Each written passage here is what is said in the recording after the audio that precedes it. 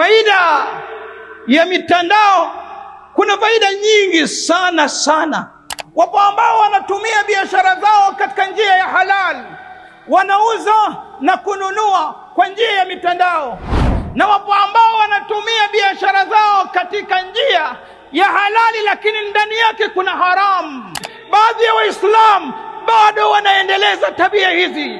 Kam min alshabab wa kam min almuslimin, wangapi vijana, wangapi Waislamu leo hii tumeshayasema sana haya na tunarudia kuyasema sana haya, bado wanawaachia wake zao, wanauza madera, wanauza hijab, wanauza mitandio, wanauza simu, wanauza kadhaa. Lakini kuuza kwao lazima aonyeshe uzuri wake, makalio yake yaonekane, maziwa yake, mikono yake ionekane, macho yake kayaremba, mapodari yake kayapaka na vitu vingine. Fahadha haramun, hii ni haramu.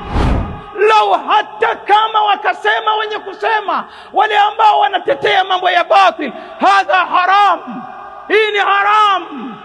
Hii ni TV Iman Tanzania, elimu bila mipaka.